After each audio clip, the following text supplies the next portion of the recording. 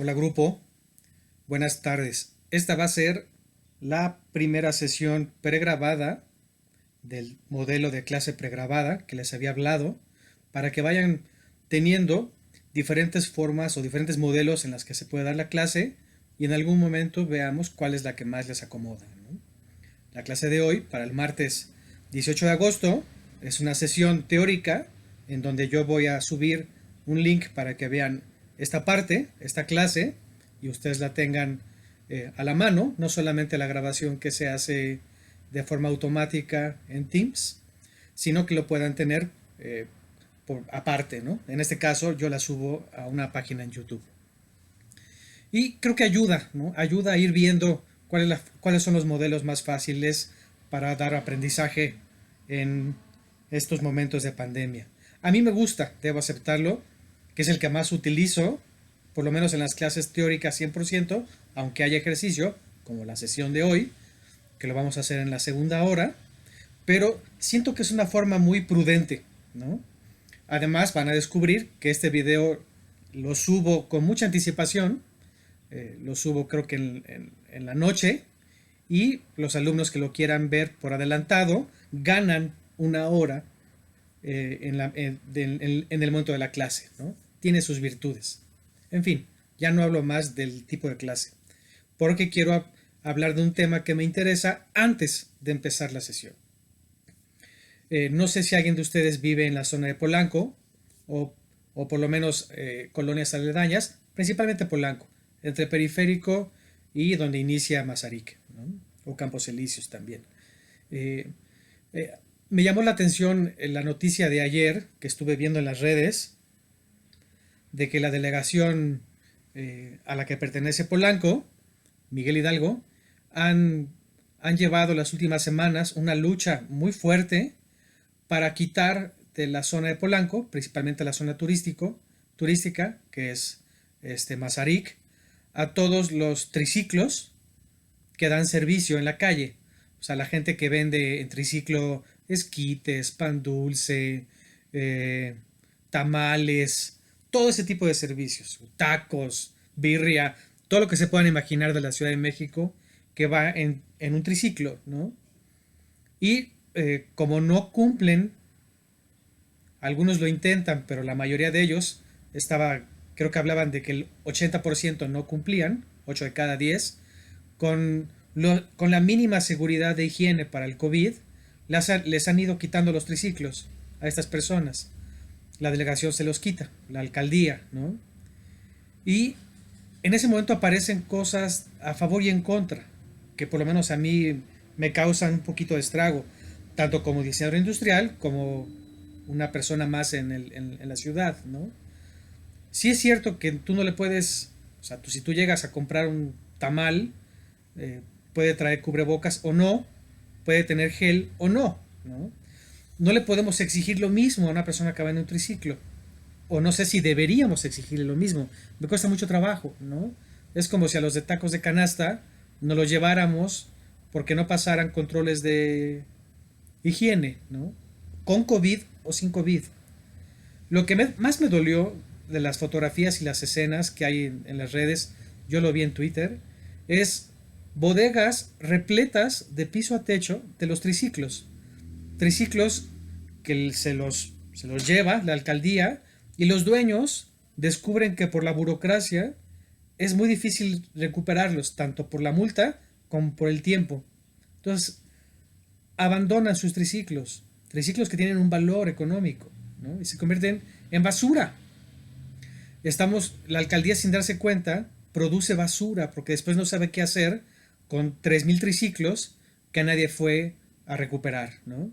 Entonces siento muy feo esta parte. Entiendo la parte problemática del triciclo y de los servicios que al final es ambulantaje o es un trabajo informal en la calle, y seguramente la gente que vive en Polanco está harta, ¿no? Es decir, porque no estamos hablando de un triciclo, sino ha de haber un ejército de triciclos que tal vez pueden llegar a estorbar, tal vez se suben a las banquetas, hacen ruido, producen basura, la gente que está en el triciclo tiene que ir al baño en algún momento a algún lugar y orinan en las zonas verdes de Polanco. Yo entiendo las partes negativas y problemáticas. Y por el otro lado, es gente que está trabajando, ¿no? Yo siempre hago alusión en todas mis clases, desde primer semestre, siempre estoy hablando del dinero, desde una perspectiva lo menos abstracta posible, sino real, ¿no? De cómo la gente en México se gana el dinero para llevarlo a su casa, ¿no? Y aunque no es un tema para esta materia, eh, es importante tener esas cifras en la cabeza porque son cifras que nos deberían no deprimir, sino ponernos las pilas de hacer algo al respecto, como sociedad, ¿no? 7 de cada 10 mexicanos ganan menos de 6,000 pesos al mes. 7 de cada 10. Todos los que están viendo este video, todos nosotros, todos ustedes, van a pertenecer al otro 30%, ¿no? Estoy 100% seguro, no tengo la más mínima duda. O sea, ustedes van a pertenecer o ya pertenecen por rebote de sus familias al otro 30% del mexicano que gana más de 6,000 pesos al mes, ¿no? Pero eso, el que nosotros pertenezcamos a la parte pues privilegiada económicamente hablando, gracias a nuestros padres, a nuestro propio esfuerzo, a veces hace que nos tapemos los ojos y no veamos el problema del otro 70% de la población, que gana entre 6,000 y 7,000 pesos al mes. Yo creo que los del triciclo están un poquito arriba, tal vez ganan más de eso, pero aún así son personas muy sencillas que trabajan para otra persona que además les quita el dinero formalmente, al final son empleados, ¿no? Entonces siento muy feo que parte de la problemática del COVID afecte a esa gente, a la gente que sale en un triciclo a vender café con café de olla y pan dulce, de esquites, todo lo que se puedan imaginar. Entonces tiene que haber algo para que hagamos un cambio. Nosotros como diseñadores tenemos esa capacidad. Desde la perspectiva a nivel profesional de pagarle mejor a nuestros empleados, hasta entender qué podemos hacer para acabar, no con la pobreza porque no es magia, pero sí disminuirla, ¿no? Hubo un ejercicio padrísimo hace un par de años en la Escuela de Diseño de la UNAM, el CIDI, que hicieron un rediseño para los triciclos, para este comercio informal, y fue un muy buen proyecto, y todos los exámenes o todas las entregas de los triciclos se les entregaron a ciertos talleres con los que se hizo convenio para que se produjeran los triciclos, ¿no? Fue algo muy bonito. En fin, que tenía ganas de compartir con eso porque me parte el corazón ver cómo a los tamaleros los están atacando como si fueran el enemigo y al final no sé qué tanto es cierto, qué tanto no, y me convierto en alguien que no estoy ni a favor ni en contra, pero me cuesta mucho trabajo ver a esta gente enojada, llorando, porque se llevaron su triciclo a la alcaldía, ¿no? Y les quitaron el triciclo. En fin, la clase de hoy es formalmente, después de ver las recetas, entramos ahora sí de lleno a nuestro curso, que como tienen por ahí las recetas, van a descubrir que vamos a iniciar con una de las fases que se llama observar y que nos va a quitar la mayor parte del semestre, nos va a quitar por lo menos tal vez 10 sesiones, ver todos los modelos o todos los métodos, perdón, métodos más que modelos, olviden la palabra modelo, todos los métodos que nos ayudan como diseñadores a observar, en este caso a nuestros futuros clientes, para recopilar información de una forma correcta y que podamos tener como resultado un mejor diseño, un mejor producto. Allá afuera, no sé si sepan, y yo les cuento, pagan por observar. Es decir, hay despachos especializados en observar y llegan a tener un papel primario en todos los proyectos de diseño, ¿no? Es decir, nosotros los despachos de diseño, que tal vez no somos observadores, tenemos que contratar a alguien para que nos ayude a observar a nuestros clientes. O bien, hay empresas que se van haciendo de bancos de datos, de información, de productos o cosas que ya observaron y nosotros buscamos si ya lo tienen y es mucho más barato, ¿no? Es decir, necesito encontrar que alguien ya haya observado cuál es la conducta de los nuevos adolescentes entre 13 y 15 años y qué tipo de color están usando en gorras. Entonces tú puedes mandar esa información a las consultorías y tal vez alguien te dice, yo tengo esa información hecha en el 2019 y esa información pertenece a mí y está en venta para quien quiera comprarla, ¿no? Entonces, es importante saber que hay despachos que se dedican más que a diseñar, a crear, a recolectar la información para después vendérnosla. Y me parece una forma muy loable de ganarse el dinero para llevárnoslo a nuestra mesa, ¿no? Como lo dice el título, la parte de observar tiene que ver con ir directamente al problema. No es de me contaron qué. O sea, no es me contaron que los estudiantes de la Ibero utilizan cada vez más colores negros y blancos como pasaba en los 80. No es que nos los hayan contado. Vas y ves y tomas fotos y videos de los estudiantes, ¿no? Tiene que ver con ir al lugar, ¿no? Cosas a favor y en contra eh, de los métodos de observar. Se mezclan emociones. Y acuérdense que las emociones, las vivencias, los gustos personales de nosotros hacen que las respuestas pueden llegar a ser subjetivas, ¿no? Entonces es importante estar conscientes de que mucha de la información que vamos a recolectar al observar puede llegar a ser subjetiva, es decir, podemos contaminarla desde la perspectiva de lo que sentimos y cómo vemos la vida nosotros los observadores, ¿no? Acuérdense que los sentimientos, para bien o para mal, acaban rompiendo la objetividad a veces de algo que se está investigando. También no es lo mismo estar que vivirlo, ¿no? Los observadores normalmente están como atrás de forma invisible. El ejemplo que pongo yo para que entiendan cómo son ejercicios de observación son todos estos fotógrafos o pues, documentalistas de la vida salvaje, National Geographic, por ejemplo, ¿no?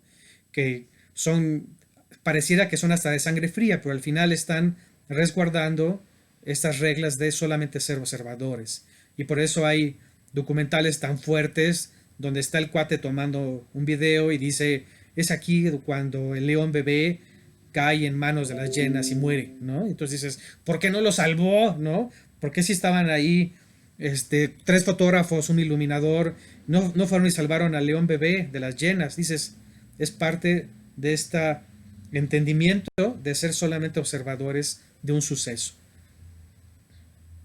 También es importante desde ahorita, como si fuera parte de nuestras recetas o reglas, que siempre vamos a chocar con información cualitativa e información cuantitativa, siempre, ¿no?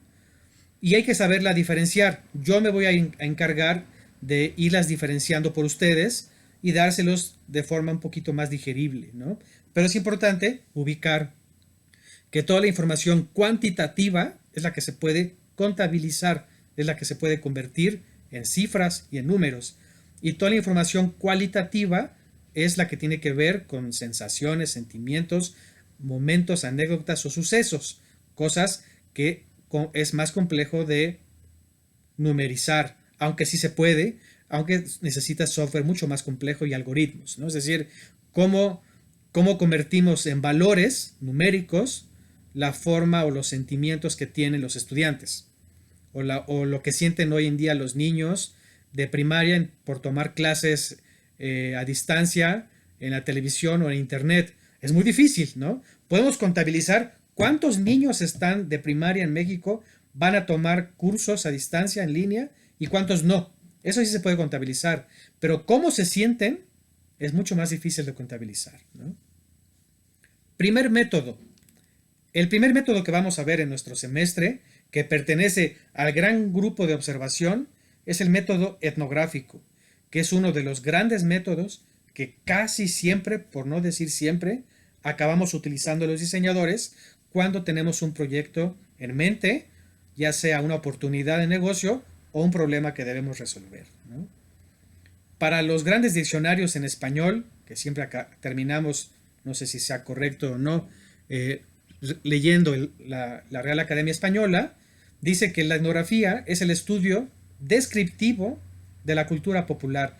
Y me gusta la definición por corta y que es fácil de entender, ¿no? El método etnográfico nos ayuda a estudiar o describir de diferentes maneras cómo es la cultura en la que vivimos, cómo nos comportamos, ¿no?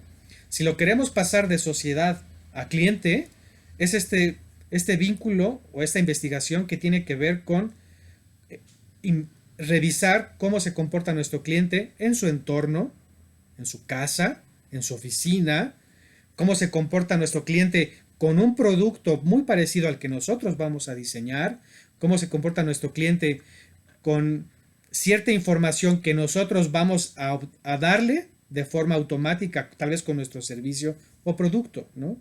Nos ayuda, ¿a qué nos ayuda? A identificar patrones. Esta palabra de patrones se va a estar repitiendo, aunque suene que estoy colocando sinónimos, se va a estar repitiendo en todos los métodos que vamos a revisar, ¿no? Casi siempre lo que estamos buscando son patrones, cosas que se repiten o similitudes entre las cosas que nos digan nuestros clientes. Eso nos ayuda, por ejemplo, a cosas tan sencillas allá afuera, pero no simples, de escoger el color del que tiene que ser nuestro producto, ¿no? Que se repitan los gustos o ciertas tendencias a un color que le gusta más a una sociedad en una fecha en particular o un periodo en particular del tiempo. En fin, nos ayuda a identificar patrones, nos ayuda a identificar qué hacemos y cómo lo hacemos, ¿no? Sí es cierto que el origen del método etnográfico no está en el diseño. Normalmente quien lo usa más son los antropólogos, ¿no? El antropólogo, este ser extraño que se dedica a estudiar a nosotros mismos, a estudiar la sociedad y la cultura. Sin embargo, está más que demostrado y se nota mucho en los estudios de maestría y doctorado que los diseñadores son muy buenos antropólogos. Somos muy buenos antropólogos, ¿no? Es decir, el diseñador sabe muy bien, poco a poco, con su expertise, entender cómo funcionan los gustos y deseos de la sociedad en donde estamos involucrados para poder vender un producto o una idea, ¿no? Y eso nos convierte en muy buenos antropólogos y por lo mismo en muy buenos etnógrafos o muy buenos aplicando un método etnográfico, ¿no? ¿Qué debemos tener cuidado cuando vamos a hacer un estudio etnográfico? De que no es que estemos haciendo un checklist y tampoco es solamente hacer preguntas. Es un estudio más profundo hasta donde el tiempo y el costo nos los dé, ¿no? No siempre vamos a tener suficiente tiempo y dinero para estar revisando cierta cantidad de clientes en cuanto a un tema en particular, ¿no? Por ejemplo, se sabe que las industrias alimenticias gastan muchísimo dinero y mucho tiempo y relacionado con el gusto o el sabor de lo que van a sacar a 12 meses en el tiempo, ¿no? En el futuro. Principalmente cosas que tienen que ver con los bebés, que son uno de los clientes más difíciles, parecería, en cuanto a la comida, ¿no? A un bebé, si algo no le gusta, pues lo escupe y hace cara de que no le gusta. Pero si le gusta y se lo come, por ejemplo, pensemos en el nuevo Gerber de una fruta en particular, y se lo come, tampoco tenemos la capacidad de saber si le gustó poco, mucho o muchísimo. ¿Me explico? Entonces es muy difícil, aunque hay gente profesional, experta en los gustos de los bebés, que son unos verdaderos magos para entender lo que les gusta mucho o muchísimo a los niños, principalmente a los bebés, ¿no? ¿Qué debemos tener cuidado en un estudio etnográfico? Que tenemos que saber que podemos utilizar muchas subherramientas o métodos dentro de la etnografía, ¿no?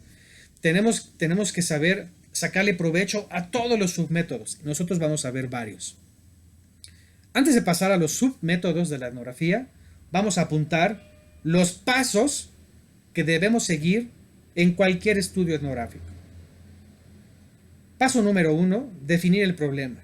No podemos iniciar un proyecto etnográfico si no sabemos qué problema tenemos enfrente, ¿no?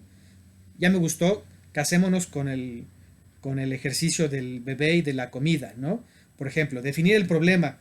Queremos saber si nuestro nuevo Gerber de manzana verde tiene la suficiente azúcar y disminución de acidez para que le guste a nuestros niños en México, ¿no? Después, el paso 2 es identificar y localizar a nuestra gente de estudio.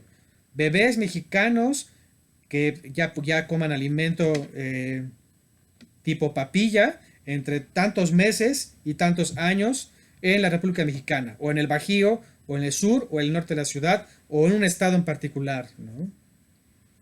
El siguiente paso es planificar nuestros tiempos. Tenemos 12 meses para entender y pasarle al ingeniero químico en alimentos el sabor y color perfecto para que se mande a fábrica. 12 meses, ¿no? Por ejemplo. Después, planificar de lugares. Vamos a hacer una investigación. ¿En dónde? ¿Con la ayuda de quién? ¿Tenemos un laboratorio? ¿Vamos a grabarlo? ¿Qué tenemos que hacer? ¿No? Siguiente etapa o paso es recopilar datos.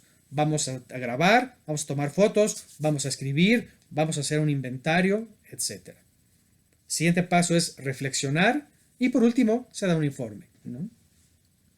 Los métodos de apoyo para la etnografía, que por lo menos a mí más me gustan, son 3, que son los que más se repiten y los que más hacemos de forma intuitiva, que es a veces lo que a mí me gusta, ¿no?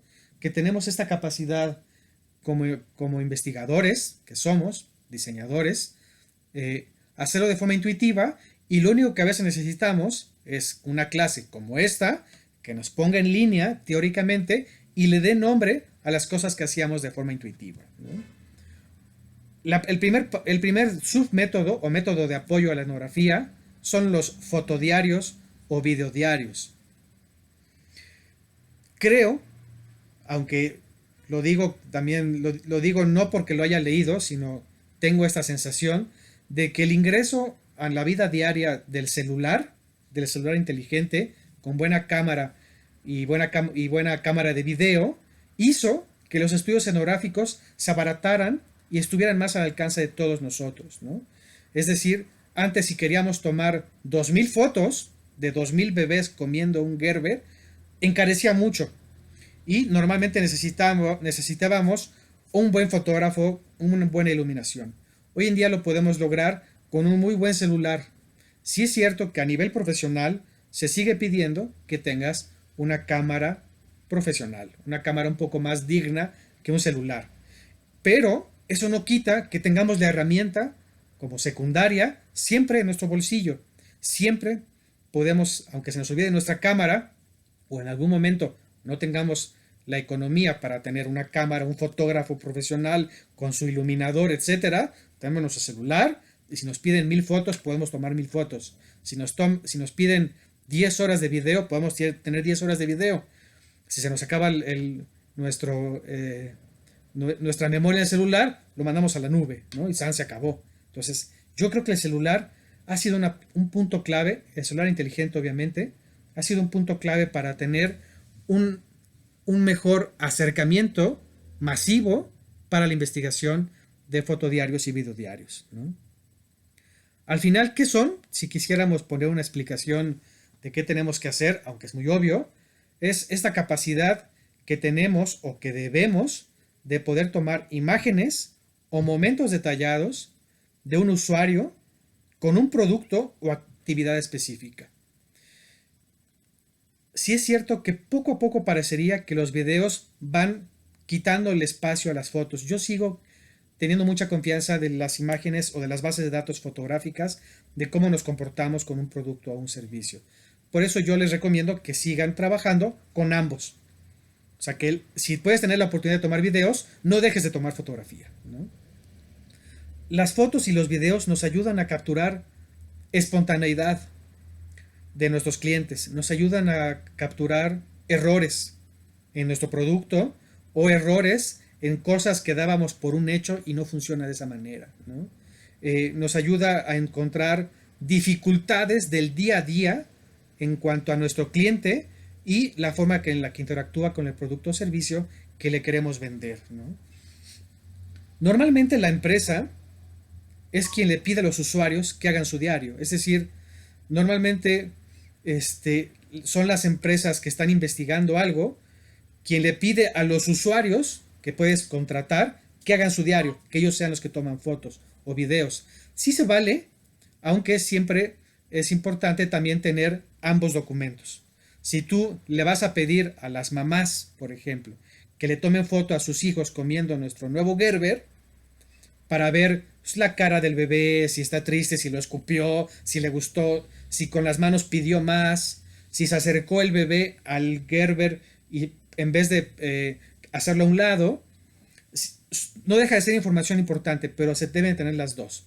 Puedes tanto pedirle a la mamá o en este momento al usuario que tome la información por cuenta propia o nosotros estemos en constante revisión y toma de fotografía y video de forma secundaria. Podemos tener los dos momentos. Bueno, esos son los fotodiarios y videodiarios. Creo que es muy fácil de entender, pero es importante colocarlo como parte de nuestro conocimiento, ¿no?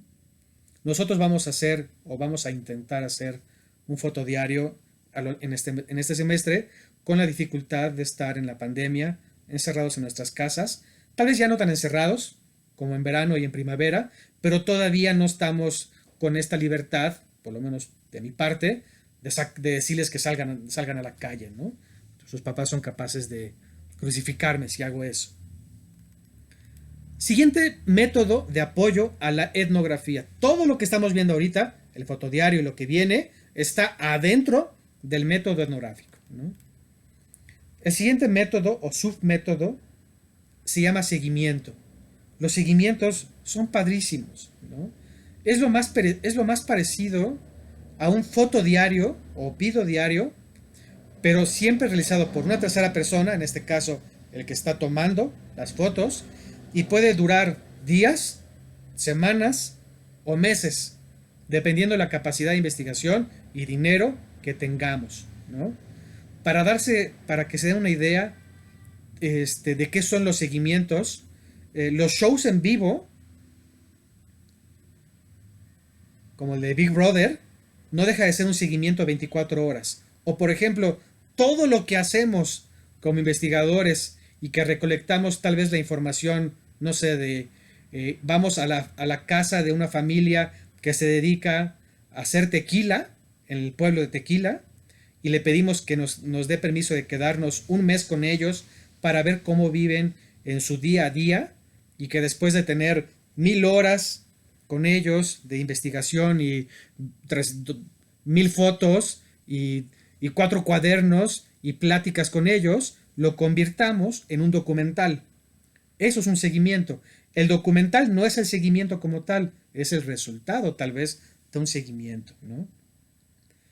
¿Qué reglas hay adentro para hacer un seguimiento correcto? Bueno, debe existir conocimiento previo del producto o de lo que queremos investigar, ¿no?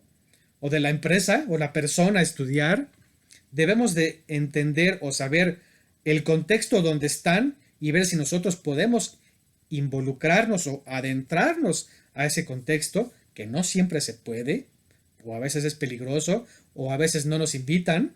Imagínense si nuestro seguimiento fuera tomar la vida normal o un mes normal de los osos polares, ¿no? Entonces tenemos que juntar el dinero para poder ir e investigar los osos polares lo más cerca posible, sin que signifique nuestra propia muerte, ¿no? O, por ejemplo, lo que yo dije, el tequila, ¿no? No es fácil pedirle a una familia convivir 30 días seguidos con un desconocido, ¿no? Aunque suele ser muy divertido y a veces, obviamente, como saben que hay un pago de por medio, se logra, ¿no? Sí, reglas. Es importante tener siempre cuadernos de registros.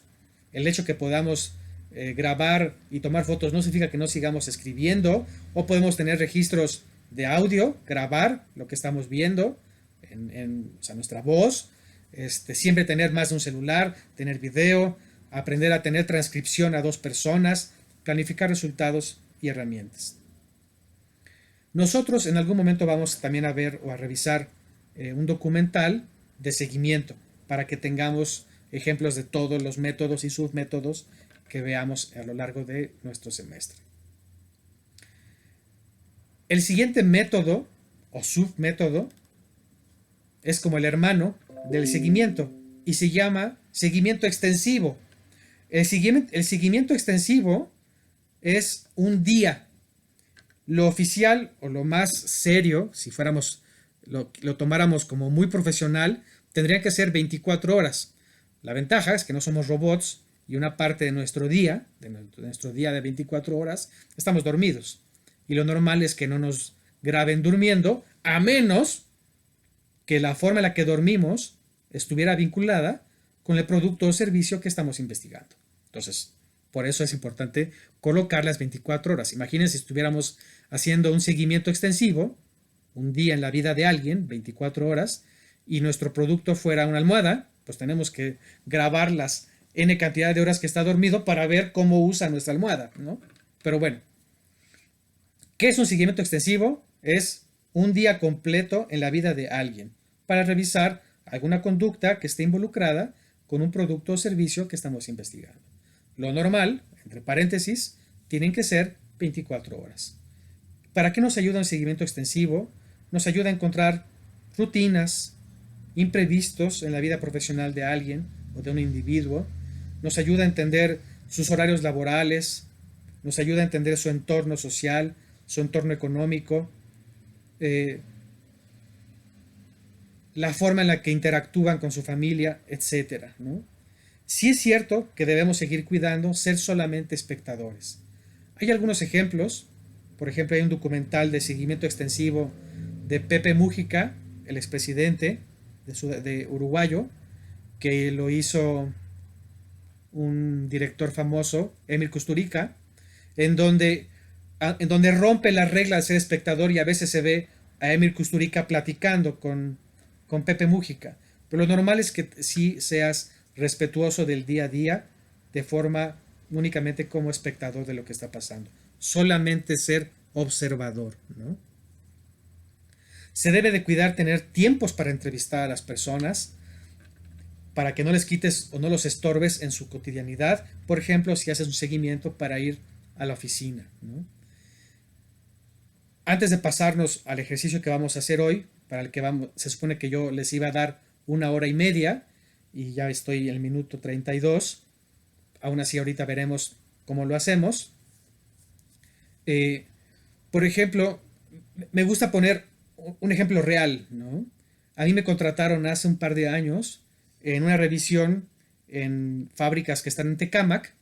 Tecámac es una delegación o alcaldía del Estado de México que está pegado a Ecatepec y es conocido por ser zonas, pues, no muy buenas ni no muy seguras en la noche, pero contradictoriamente a su inseguridad, tiene muchas fábricas que trabajan de noche, ¿no? Y me contrató una empresa que quería hacer un seguimiento extensivo de todo lo que tienen que hacer sus empleados para llegar al turno de la noche, que llegan a las 10 de la noche a la fábrica y después se van muy temprano, ¿no? Porque querían ver cuánto tiempo perdían, si era inseguro, si era seguro, y lo que ellos estaban buscando era ver si valía la pena pagar servicios de transporte de la fábrica que fuera a su casa y los trajera a la fábrica, ¿no? Entonces ellos estaban interesados en saber cuánta gente vivía cerca de la fábrica, ¿no? Y pagó por un proyecto o una evaluación extensiva y estuvimos un mes casi viviendo con dos personas o dos empleadas que iban en el turno de la noche y una empleada que iba en el turno de la mañana. Y fue muy interesante y muy gratificante ver ese tipo de ejercicios y acabas teniendo hasta cariño por las personas que observaste por 30 días, ¿no? Y claro que descubres pues todo lo que hemos hablado y a veces lo que yo hablo antes de mi clase como tal, ¿no? Ves la precariedad del mexicano promedio, la forma en la que viven, la forma en la que se transportan, todos sus gastos, todas sus preocupaciones, sus necesidades, los gustos que se pueden dar dentro de su nivel socioeconómico, esa preocupación diaria de la familia de despedirse de su mamá o de la abuela o de la hermana que se va a las 10 de la noche de su casa y tiene que hacer un recorrido en combi o en transporte público de 40 minutos para llegar a una fábrica en una zona en la que saben que va gente a trabajar y que lleva dinero, un celular y los acaban asaltando. Esta vida que llevas nocturna y todo lo que te afecta en estar despierto de noche y llegar en la mañana a dormir a tu casa y despertar otra vez a las 2 3 y que llevas como una vida de vampiro por lo menos 30 días, porque los turnos duran un mes y después te descansan y te vas al turno de la tarde. En fin, con estas cosas deberíamos empezar a tener ya más o menos una idea de cómo va a ser el semestre, ¿no? vamos a ir viendo métodos. Algunos en todos voy a poner ejemplos de cómo funciona, con fotos, con videos, con links a documentales, y algunos que yo crea que son importantes o más importantes y nos dé tiempo, los vamos a aplicar como ejercicios en el salón, ¿no? Por ejemplo, el ejercicio que vamos a hacer en este instante, que ya vi que llevo 35 minutos hablando, entonces creo que lo que voy a hacer es que les voy a pedir que mañana nos conectemos, pues no a las 2, porque si no vamos a perder 25 minutos. En fin, ya lo pensaré. A ratito subo la regla de a qué hora nos conectamos. Seguramente cuando estén viendo esto, ya hablé con ustedes, ¿no? Nos vemos en un ratito en vivo. Hasta pronto.